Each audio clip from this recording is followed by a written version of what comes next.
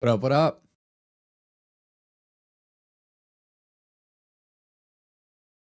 Getting everything spun up now. Should be good to go here in a minute.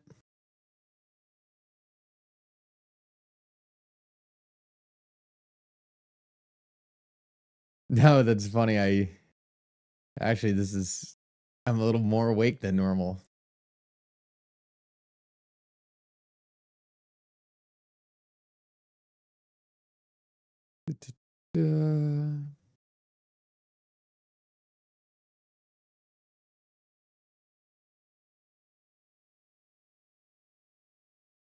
All right, I think we're good. That's funny. People saying, "Look, I look like I just woke up." This is one of the few days I was actually up pretty early. It might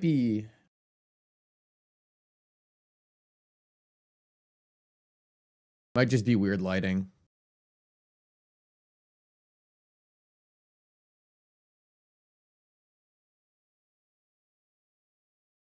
Good morning. Good morning. All right, let's see what's going on. Actually, funny enough, I was kind of scrolling through what was going on in the world, and there wasn't that much, to be honest with you guys.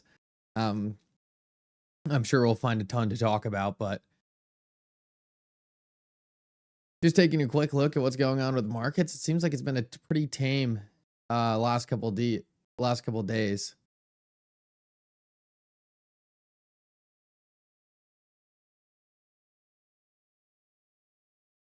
Brian Wolf, good to see you. ThinkSpace, good to see you. Tiger, Dave Nelson, RPM. Gold pumping.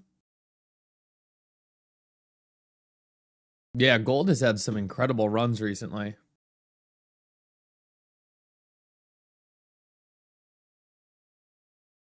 Nice BDE. That's awesome. Let's hope we can get some good movement in XRP.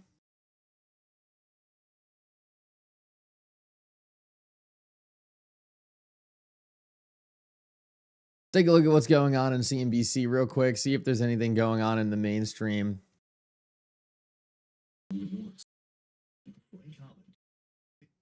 Oh, God. That was loud. See if there's anything going on in mainstream finance that we can be paying attention to. Pretty quiet in the crypto world, which is not always a bad thing. I always tell people it's typically after these kind of mellow periods, you typically get some pretty exciting stuff. So a lot of people kind of hate the slow periods. I understand that, but it's typically right after these we get some nice fun times. So kind of got to make it through the slow time periods to get to the more fun stuff. See, we got some news alert here. Let's see if it's actually anything interesting or it's just a normal CNBC nothing burger. And other rival carriers that fill the boat for us now. With a special alliterative guest, Phil. He is Barry Biffle. Let's bring him in, Joe. Barry Biffle joining us from Frontier's headquarters in Denver. Barry, the Southwest move here, I think it seems obvious to people. Free check bag, free assigned seats, free ticket change if you need to change your tickets. Why not make this a permanent move? Why is this only promotional through August? Well, look, the bottom line is this is a game changer for us. We're going to offer you more for less. But if we don't get the volume, then we're going to come back to just being level playing field. But either way, this is a checkmate situation for Frontier. Southwest has made their products very similar to ours. And so everyone can now see, millions of people can see that we're a better total price. But we're looking, because we've seen what's happened and all of the outcry for free bags, we're giving people an opportunity to put their money where their mouth is and come make Frontier the new airline. But either way, we're going to win in this new environment. And I think it's good for Southwest. They're going to compete. They're going to compete with the big guys more effectively. But if we just get a few points of share off them, this is huge for us. There have been a number of people complaining, especially online, about the Southwest move. But you're also making... Yeah, it looks like something's wrong with this sound.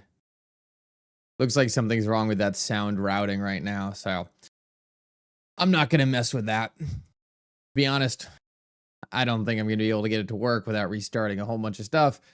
But that's all right. They're literally talking about airplane fees, and I think we could all go without hearing about airplane fees. I don't think that's the number one thing I'm ready to talk about this morning. So, not the end of the world there. I think we'll all be okay not hearing about Frontier's new fee strategy.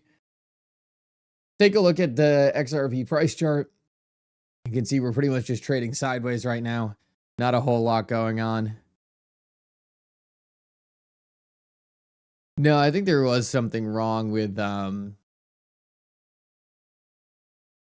sound coming through, so I'll take a little investigation into that, see what's up, but not the end of the world. Sometimes the software just needs to be rerouted.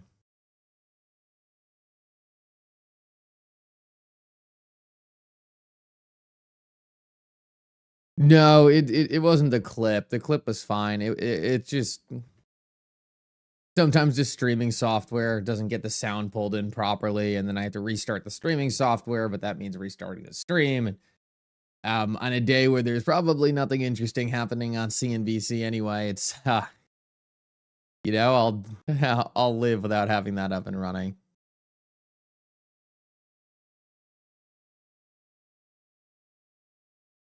Yeah, Ando's really taking off. Ando's doing some pretty interesting stuff.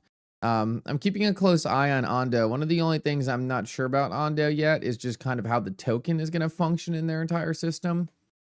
My understanding, and I could be wrong, is that the Ando token really just represents voting rights for their system. So, I definitely think that could be extremely interesting, but at the same time,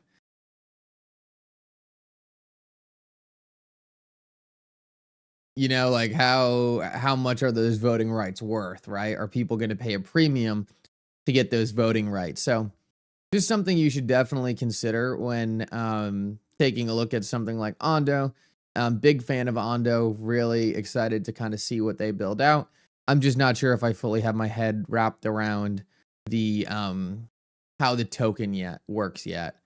I saw Paul Adkins, someone's asking about Paul Adkins. I saw March 27th.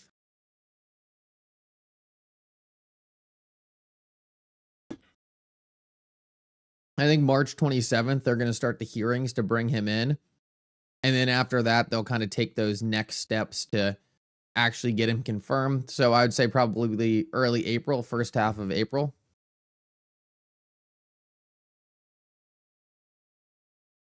I hear a lot of subtle mentions of Axelar. What's the deal with Axelar?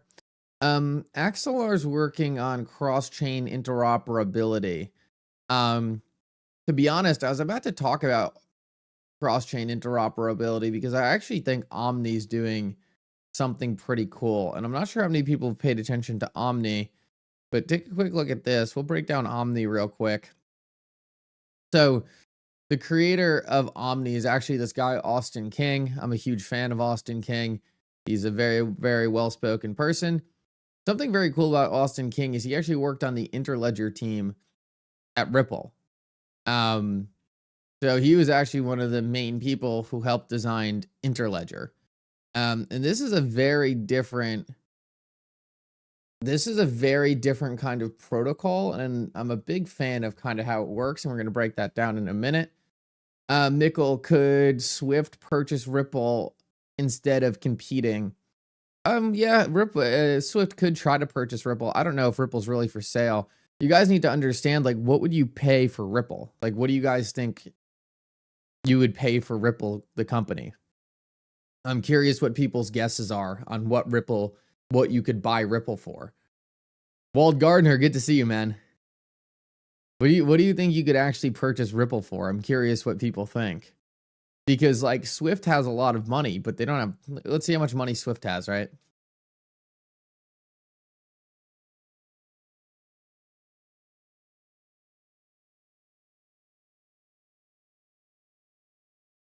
Now they probably don't report this number, but I'm guessing there's guesses.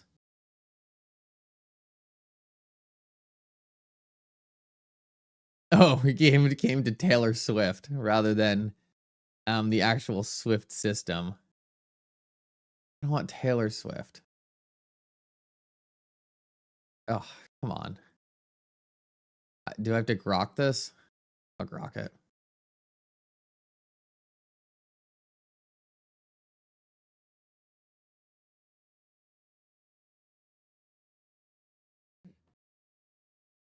$20 billion, someone says.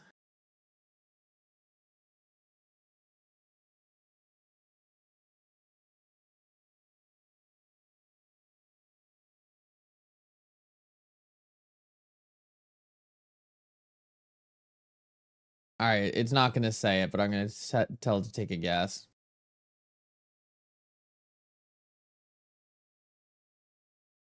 Yeah, I don't think Ripple's selling for 20 billion. I'll say that right now.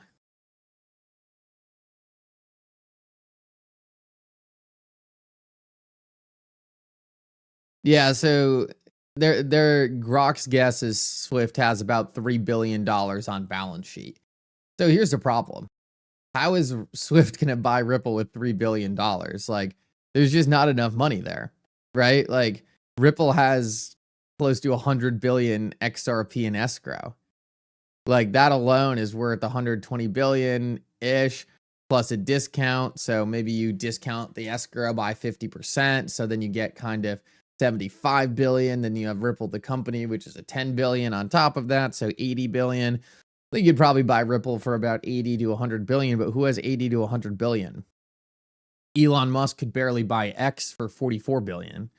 So like, who's realistically going to buy Ripple for 100 billion? Like, no one's going to buy Ripple for 100 billion. So like, it's just like, you can't, like, you can try to buy Ripple, but like, I don't know who's going to be able to buy it. It's too big already.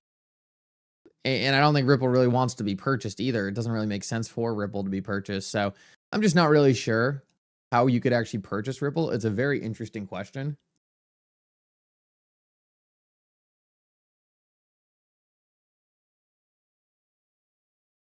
Well, they can partner, right? They can partner, but Swift buying Ripple is a very different story than a partnership. So I just don't see how they could get the money to actually go purchase Ripple.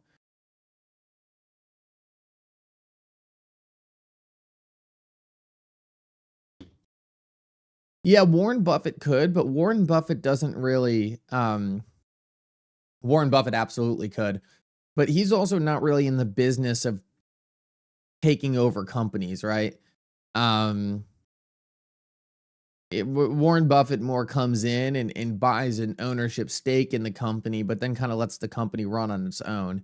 So he would buy a stake in Ripple, but you know, I don't see it being realistic that he would just purchase and take over. Guys, make sure if you're here right now, you take a second to drop a like on the stream. Really appreciate everyone doing that. Thank you, thank you, thank you. We'll get more people in here, teach more people about XRP. Super helpful to educating everyone else. The Rothschilds will buy Ripple. It's possible. I don't know. You also have to understand, like, Ripple's got to be for sale. I don't even know if Ripple's for sale. I don't know what the price tag would be. If someone offered Ripple 300 billion, maybe that would be the point where they would say, okay, you know, maybe it's worth selling, but like, I just don't see anyone coming up with that kind of money. If anyone really wanted to be exposed to that price, they would just buy XRP. So GM Taylor, one of the questions that was just asked, and I think you'll find this one interesting, was whether or not Swift could buy a Ripple. And we kind of took a look at what Grok's estimate for what's on Swift's balance sheet, which was about 3 billion. And I was just saying, like, 3 billion is not going to buy Ripple. You probably need at least close to 100 billion to even have that conversation. Taylor Swift can buy Ripple. Taylor Swift probably could come close. Actually, I don't even know. Like, depends how liquid her net worth is. Like, Elon Musk was barely able to buy X, and that was only for like 44 billion. And I don't think Ripple is selling for 44 billion. Why does XRP have two ledgers? XRP doesn't have two ledgers. There's a single XRP ledger. Ripple has a ledger that they use for testing, It's just a public test net. It's nothing more than a test net, right? There's no second XRP ledger. One of the biggest things people get confused about. More than happy to cover this real quick before we get into some of the Omni stuff that I wanted to cover. If you're a bank, right, and you want to start working on cryptocurrency technology, you're not just gonna go say, all right, well, let's start working on a public chain, right? You want to be able to test stuff. You want to be able to test stuff. You want to make sure things work, and therefore you work on a private version of the XRP ledger until you're ready to go to the public ledger. But it's not the XRP ledger, right? Like we can just call it the Ripple ledger.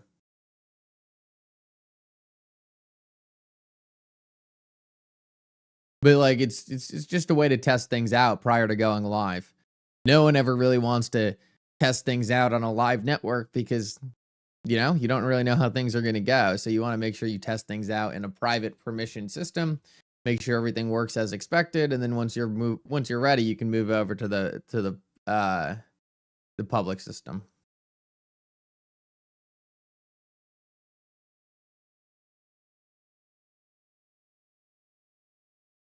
There's a private test net for banks with CBDC. Technically, that's a second ledger. Well, there's another ledger, right? But like it's not the XRP ledger. So it's a little bit of a semantic game. There's a whole bunch of XRP ledgers. There's a public test net that people use. Technically XLM is almost like a second ledger because it was a fork of the XRP ledger. So there's a lot of different versions of the XRP ledger out there. There's more than two. Ripple just has one. It's not like there's a lot of people think there's like another XRP ledger. There's only one XRP ledger.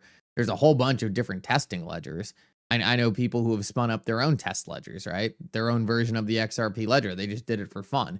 That's the thing. It's open source code. You can go spin up whatever you want, and you can go run a test ledger. You can run a side chain. We're going to have EVM side chain. There's going to be more side chains in the future. There's always going to be more versions of the XRP ledger.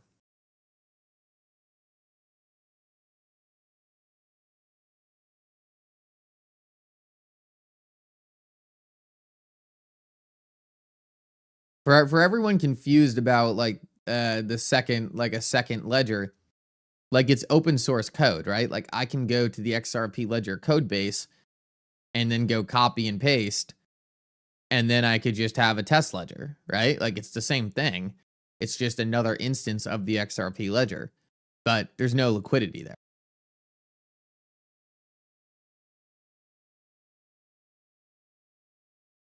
Yeah, XRP can't operate on two blockchains. That's absolutely correct. Well, you can bridge between the blockchains, but the XRP token itself, right, is only on the XRP ledger.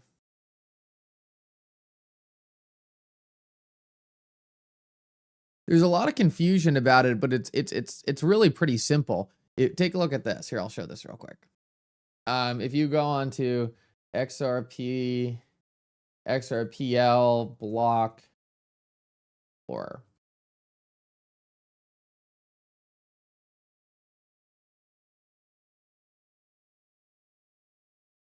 all right, take a look at this, right? This is going to blow some people's minds. We're about to take a look at a private ledger.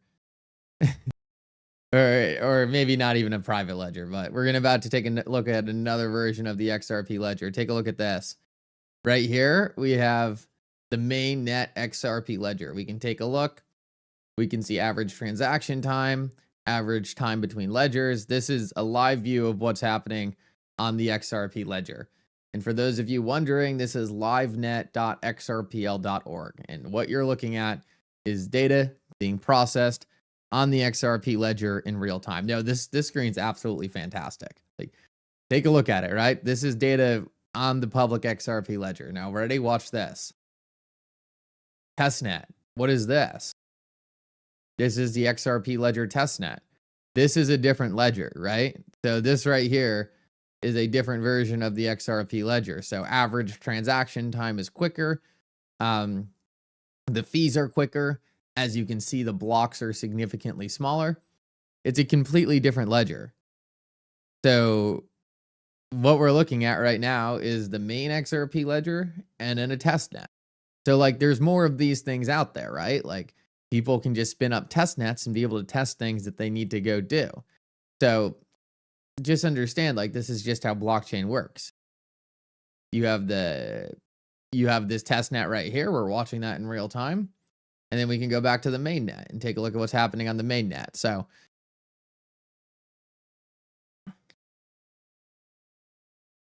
like you can go take a look at it for yourself. It's not so much of like a secret thing. You can take a look at it and be like, okay, well, there it is.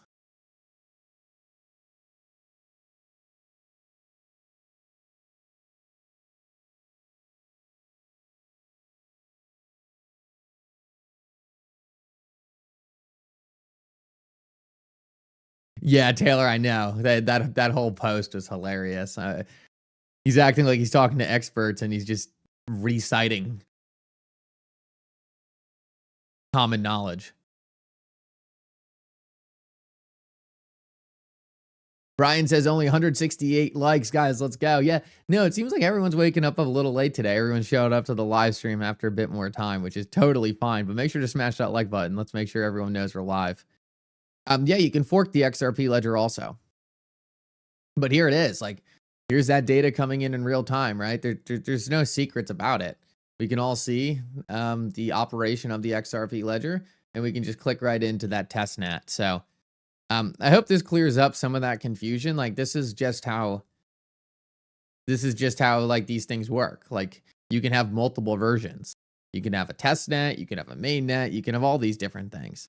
But ultimately, the chain with the most liquidity is the main XRP ledger. Toasted said, I decided to sleep in an extra hour. Well, that's awesome. Congrats to you. It's so funny. I whenever I sleep in, I'm like more tired than if I don't sleep in. So it's like a balancing act. I'm always like, oh, I want to sleep in. And then I wake up and it's like I got hit by a bus. And I was like, all right, I need to go back to the normal time.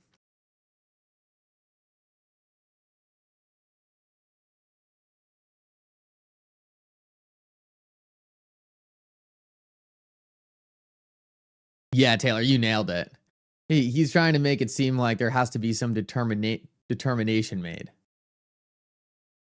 What's your thought on Japan raises interest rates and its effect on the market? It's a great question. I need to do more research, and I always say that, but I have to do more research into that.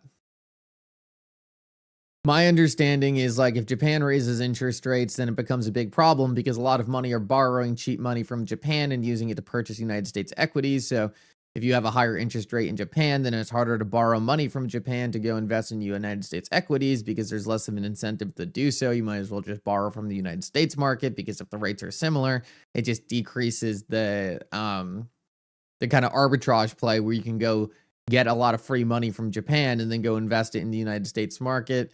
You know, I definitely believe there is a there, but it's also something like at this point, like everyone's talking about. And like, I don't think a lot of the people doing this are really that blindsided, right? Like if you were a large hedge fund and you were taking advantage of the carry trade and we all know about the problems on X, like it's very likely that a lot of those people have already de-risked from that. Now, does it mean that there can't still be more de-risking? There can't still be more problems? No, there absolutely could. But my experience is like every single time I've seen something like really shake markets, right? Like really like real mass panic. It's never been anything that people were like talking about for like the last 2 years. You know, it's never been like, oh, well, you know, we were all talking about this and here it is. No, it's always like something that no one expects. It's always like, oh, whoa, where'd this come from? Like if tomorrow something like absolutely crazy happened, like it would be something that no one even thought was a consideration of something that could happen, right?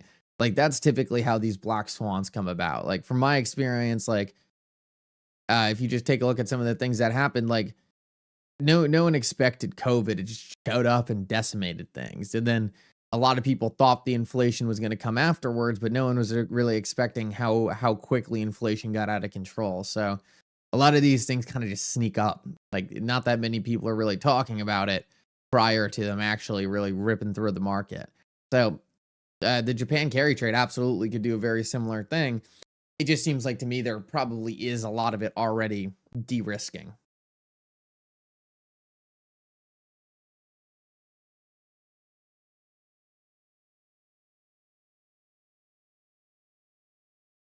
Hearing a lot of people talk about BlackRock will file for XRP and Sol ETFs. Can you please explain XRP's advantage over Solana? Yeah, no, it's a good question. So the XRP ledger over Solana, well, one, the XRP ledger obviously has a lot better uptime than Solana. The XRP ledger has a longer history, and the XRP ledger is just designed very differently, where it's more about native programmability than per se smart contracts built on top. The XRP ledger, I would say, is a better liquidity aggregator than something like Solana that really separates liquidity. And the XRP ledger is really made for moving value and transforming value. It's really mainly acts as a decentralized liquidity router, where Solana has a lot more bells and whistles to it that make the chain a lot more complex, where you can do a lot of interesting things, but it might not always be best for kind of that core functionality of moving money from one place to another or one form to another. But I mean, theoretically, like, and people always forget this, like every chain will kind of have its niche and its important place in the financial system. Like technically, like you could do all these things on Bitcoin if you really wanted to, but it would destroy a lot of the core value of Bitcoin. Like it's just code at the end of the day. And the code is purpose fit to do what the code should be doing. So it's important to realize like certain chains are just tailored to provide certain utility to the world. And Solana's seem to be a lot more on the meme side of the world and doing a lot of these other things, where the XRP ledger is focused more on payments, institutional liquidity, and stuff like that. But theoretically, if you wanted smart contracts on the XRP ledger tomorrow, you could do it. If you wanted to get rid of smart contracts on Solana and just turn it into a payment engine, you could do it. Like all of those things can happen. It's just when you're created the chain, like what was the end goal? Like what was the purpose? And if you achieve the best chain for that purpose, it will capture that market value.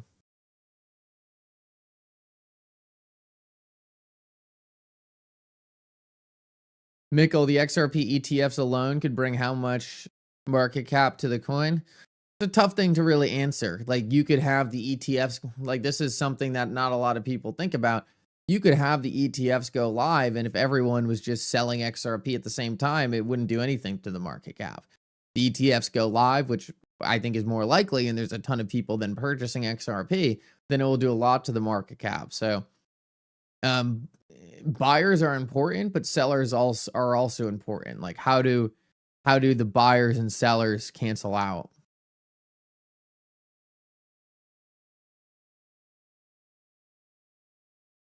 I agree. I don't really think Solana's competition for the XRP ledger, but everything is a bit of competition for something else, right? Like if only the XRP ledger was the only thing around, there would be no competition. So it's competition, but I don't see it as a winner takes all scenario.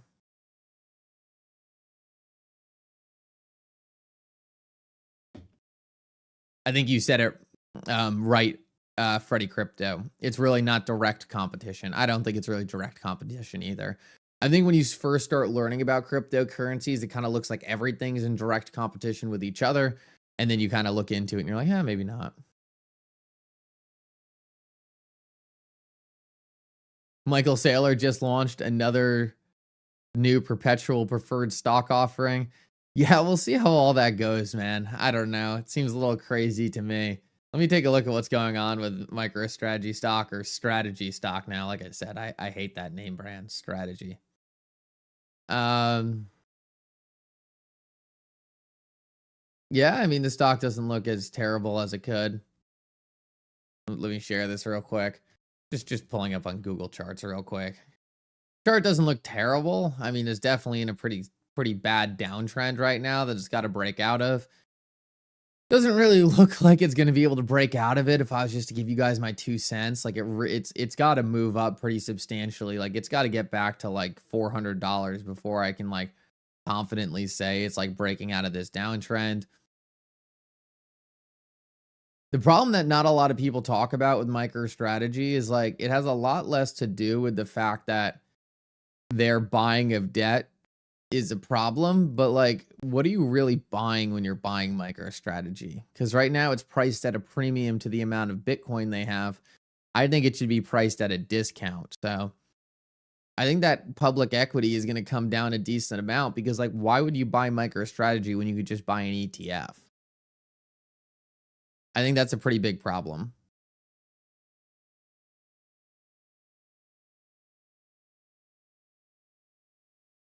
Michael Saylor looks 100% like a scam artist. Well, I would agree with that. I would probably agree with that. I don't think MicroStrategy's a scam per se, as much as I think it's got some inherent overvaluation in it.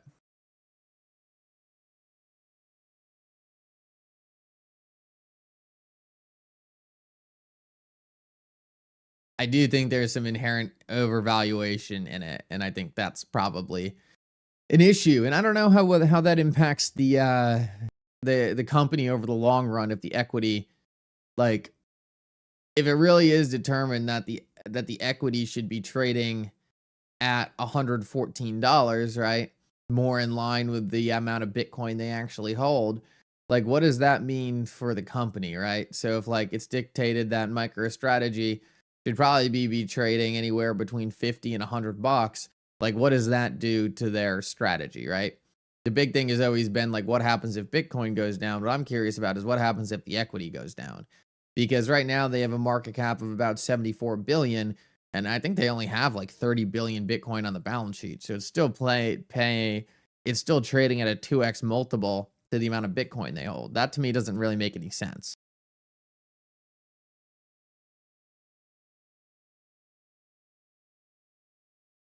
Yeah, Taylor nails it. Why would you ever pay a premium on MicroStrategy? Just go buy the ETF. Exactly. Like it makes no sense to be paying a premium on MicroStrategy because you don't have any right to the Bitcoin. It's MicroStrategy's Bitcoin. They can do anything they want with the Bitcoin. They could sell it off. They could like, there's no right for you to that Bitcoin. It's like, I just don't understand why it would be ever trading at a premium. And that's always been my biggest pushback with MicroStrategy. Like everyone talks about how it's a Ponzi scheme and all these different things. I don't really think it is. There are things I have questions about, but I don't even really get into that because for me, it's like, I don't even want to fight that battle. For me, it's like, it's overvalued. Like it's totally overvalued. Why would you ever pay more than the amount of Bitcoin they hold in USD value? Let me show you an interesting example of this. So MicroStrategy has trades at a $74 billion valuation, and they have $30 billion of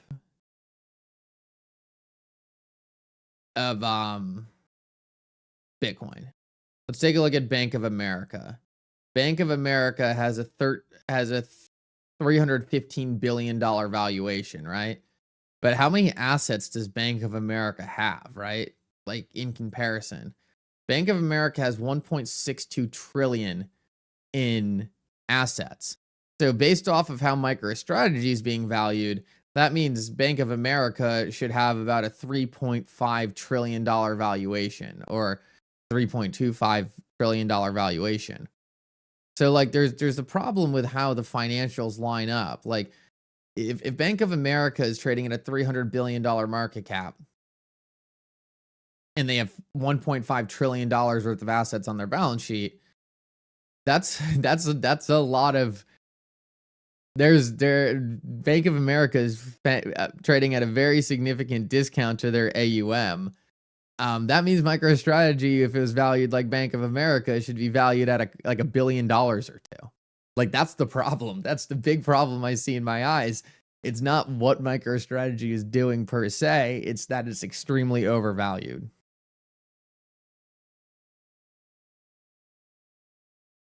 Taylor says, and if you want added volatility, go buy a 2x ETF. don't give it to Saylor. I could not agree more.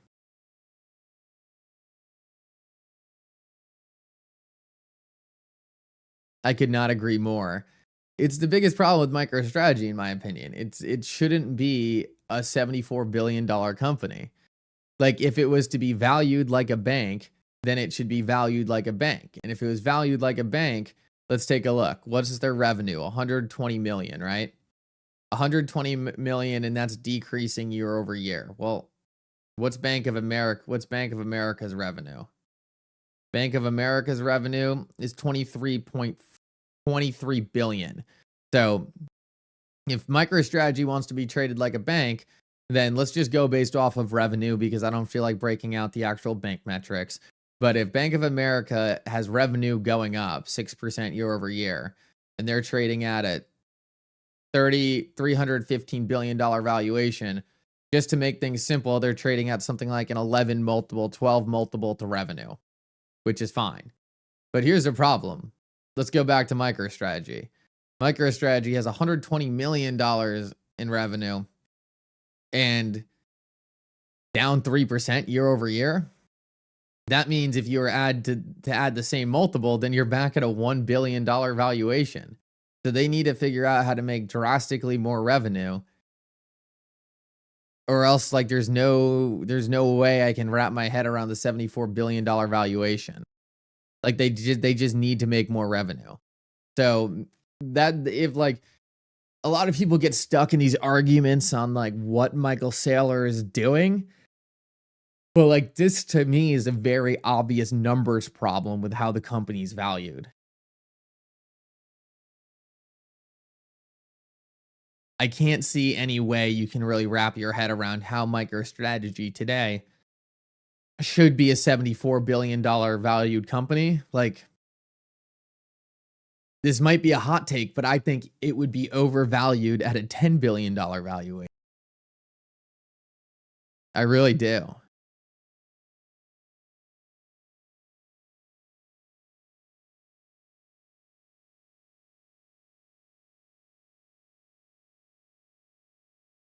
Cool.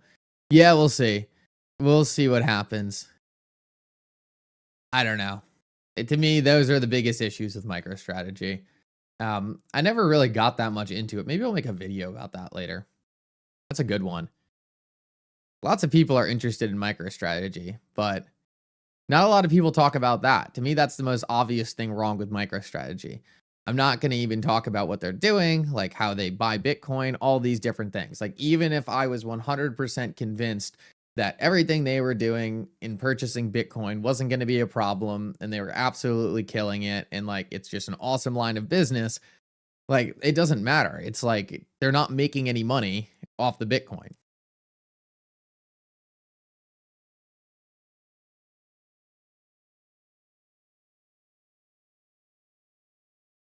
Well, my point is, even if Bitcoin goes up, like there's still a problem with the overvaluation.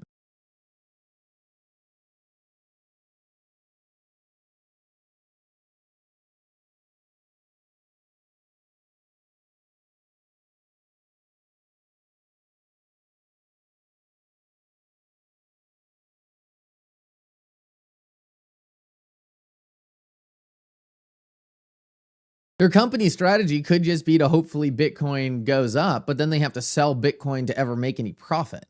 So if their strategy is just to buy Bitcoin and then sell Bitcoin, that's fine, but it's not really a business strategy. Like that's just more of like you're a holding company, which is fine. They can be, but like it still goes back to the problem of the valuation. Like, how are they being valued? Because they're being valued right now, in my opinion, in the incorrect way.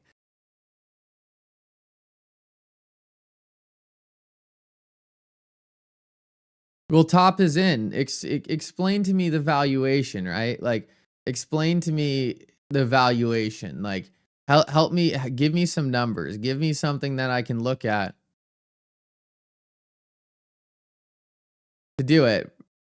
And guys, we don't have to like redact. We don't have to redact comments like that. Like, we can keep comments like that. There's no reason to get rid of a comment like that. I mean, that's like half the fun. Like, I want to know the numbers, right? I want to know like top is in, right? Like, what are the numbers you're looking at? Because, like, help me point out where the issue is.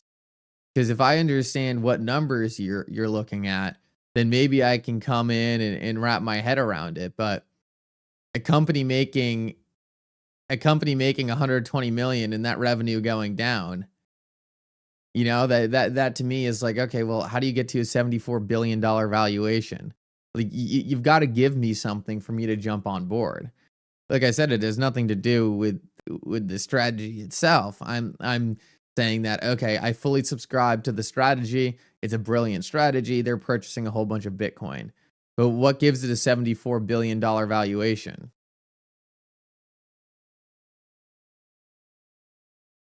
Once I can wrap my head around that, then I'm happy to have the conversation. Looking XDM. All right, I got you.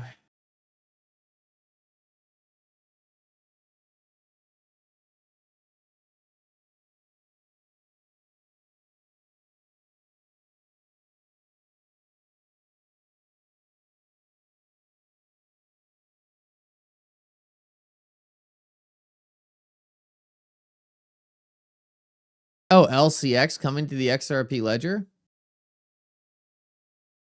Huh.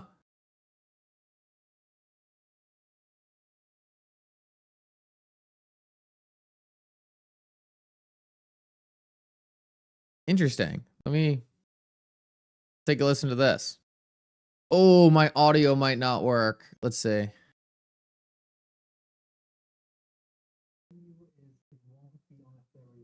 Because they need a different settlement layer, which is much faster and probably also offering a hybrid model. Let me try one thing quick. Let me try let me try disconnecting and reconnecting. I'll see if it takes.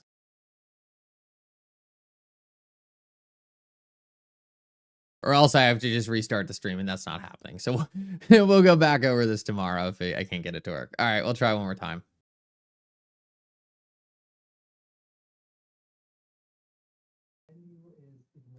Yeah, sorry. We can't watch videos right now.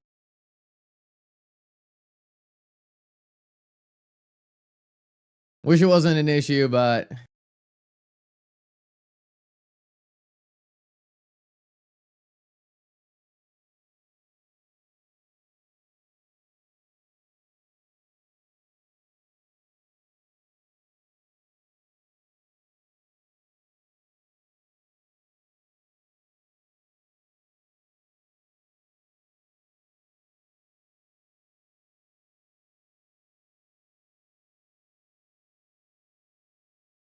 oh. Well, this is important news. Microsoft just found a new remote access Trojan going after 20. Microsoft just found a new remote access Trojan going after crypto in 20 different wallet extensions on Google Chrome. If you use a wallet extension on Google Chrome, be careful. That's all I can say. Just wanted to share this real quick. Careful out there, everyone. The craziness will never stop. Craziness will never stop.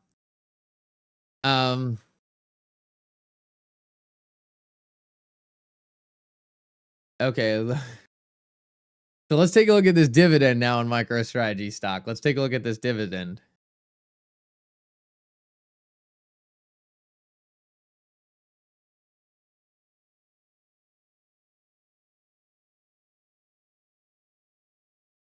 AJ said having wallets on a Chrome extension is 60 IQ behavior.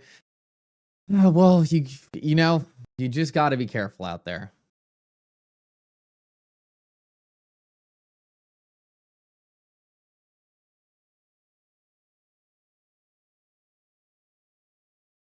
I don't think just to put make sure I don't think Ripple's going to have a retail wallet. I'm pretty sure that software thing that everyone's freaking out about, that's just for Ripple custody. I don't think Ripple's going to have a software wallet that's for retail.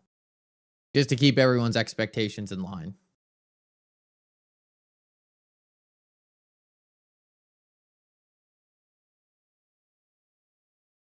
So this is what we're seeing right now.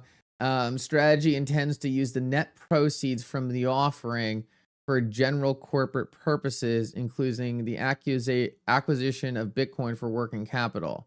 The perpetual Stripe preferred stock will accumulate cumulative dividends at a fixed rate of 10% per annum on the stated amount. Regular dividends on the perpetual Stripe preferred stock. Huh.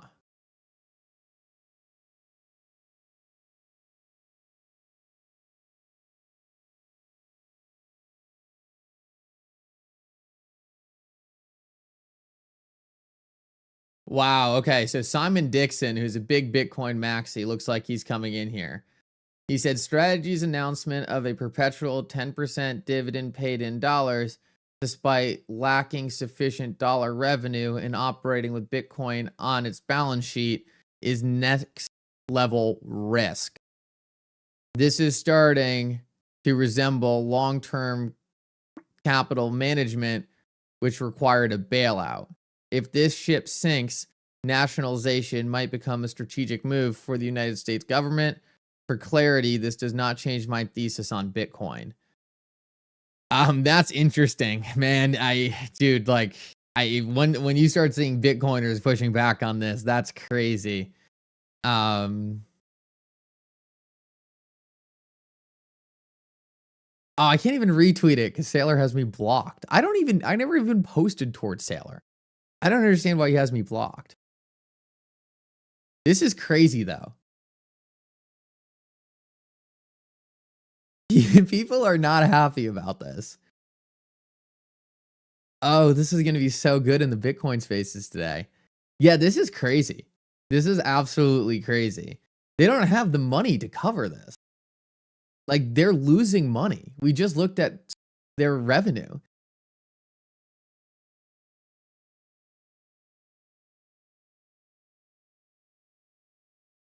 Strategy's announcement of a perpetual 10% dividend paid in dollars, despite lacking sufficient dollar revenue and operating with a Bitcoin-based balance sheet, is next level risk. It's so bad. It's so bad. This is crazy. Like, why are they doing this? He's totally putting a target on himself. Taking loans and paying dividends. Yeah, this is insanity.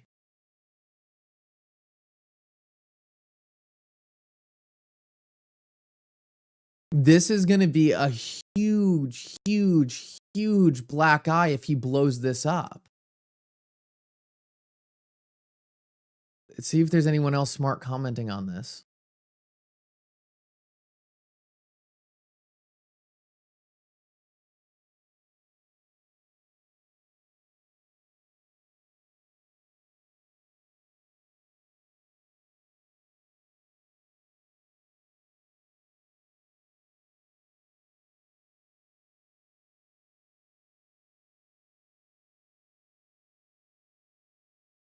I don't see anyone else jumping in on this yet. I guess it was just posted.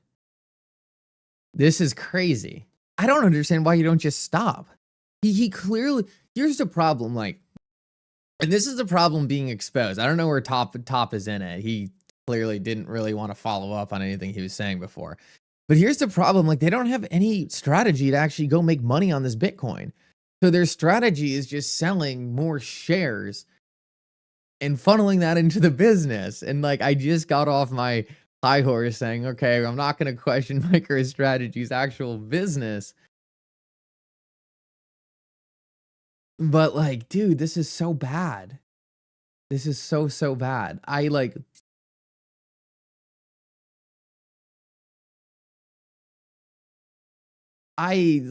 only hope is like that this remains only a Bitcoin problem, because this is the type of thing that if it blows up is going to be nuclear. Like, it's going to be nuclear for the entire market. Like, the United States is, and I don't think the United States like can come in and buy MicroStrategy either. Like, I just don't think they can do it because they can't just go accumulate. They'd have to charge MicroStrategy with a fine, like fraud, and then seize the Bitcoin. Like, this is a disaster. This is absolutely a disaster. Man, I'm just trying to get more opinions on this.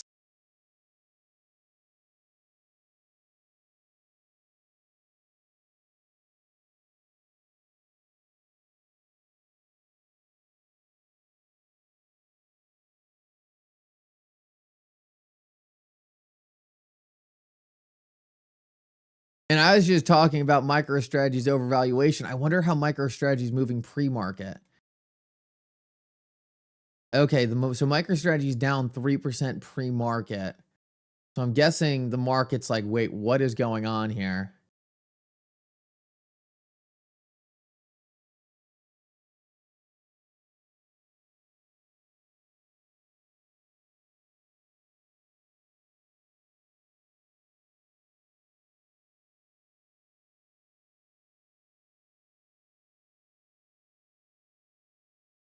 See if anyone else high profile is commenting on this.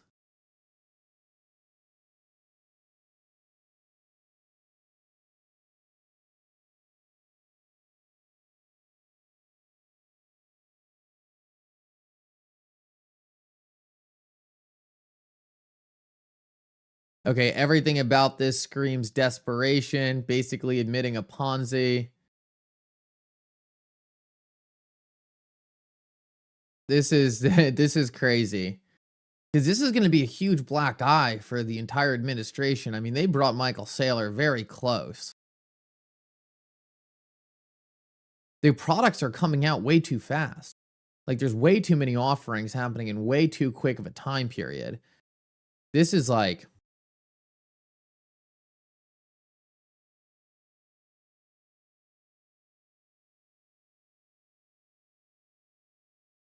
no, I don't think that happened, Astro Boy. I kind of know the clip you're talking about. I think it was worded a lot differently than that.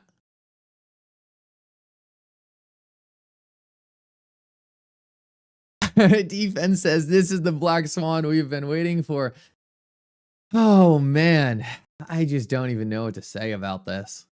Michael Saylor blocked me. Wow, that's great. Thanks, Michael Saylor. I'm just like waiting to see more comments. I mean, Simon Dixon explains it.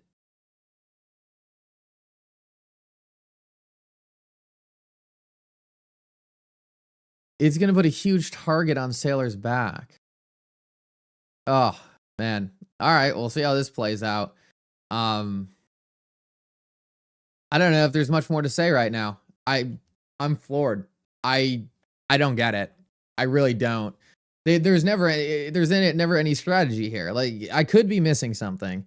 But it doesn't seem like there's any strategy here. It seems like the strategy was buy a whole bunch of Bitcoin and then figure it out, and they haven't figured it out yet, so now they need to raise more money, and now they're getting into something really weird with the dividend, because, like, they have so much demand either way. Like, why are they forcing a dividend? Unless there's something here that, like, I'm missing, this does not seem like a good idea at all. It seems like to me people are just buying shares, and now MicroStrategy is going to take some of that money and give it back in the form of a dividend.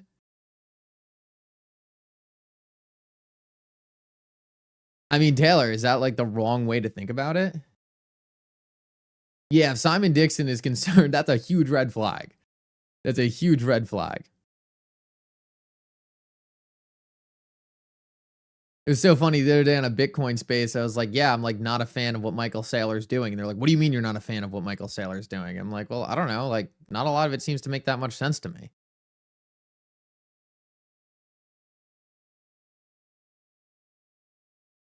I'm going to click on this post one more time and see if there's anything else interesting here. But like, oh man, that is, that's not good.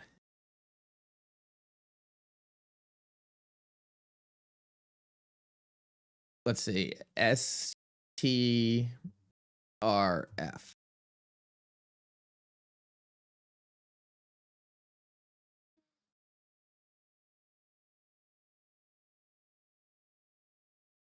So a lot of people just saying,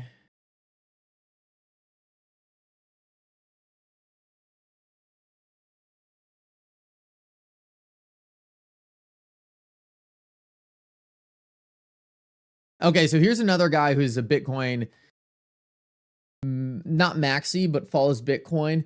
Caleb, this guy I respect a lot. He's got some great analysis. He said, I'm not a fan of this. The degree of financialization goes over my head.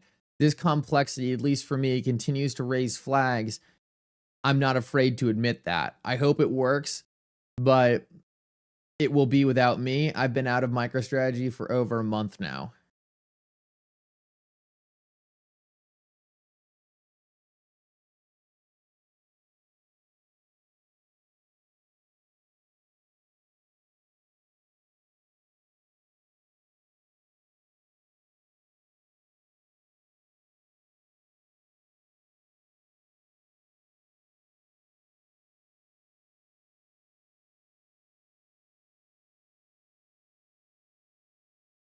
Huh. Well, there you go. I said nothing interesting was happening. In the middle of the live stream, we get this. Guys, I've got to run. We've got to see how these reactions play out. I mean, I will be doing a video on MicroStrategy later today. I need to get some more opinions on all of this. To be completely honest with you guys, like, this MicroStrategy stuff is like so far over my head in what they're actually doing. And I wasn't sure if it was just me, like, okay, like, this is like, I haven't looked into it enough. But the fact that Caleb just said that he has no idea what's going on at this point, kind of lets me, I'll probably never figure out what's going on in the books. It's weird. It's really weird. We'll see how all this plays out. It's definitely going to be the story of the day. And I'm just scrolling through real quick to see if I can find any other interesting takes, but we'll leave it for there for now. This is going to be a very interesting thing to watch play out. Guys, thank you so much for coming. Little bit of a slow week, but this should kick things up.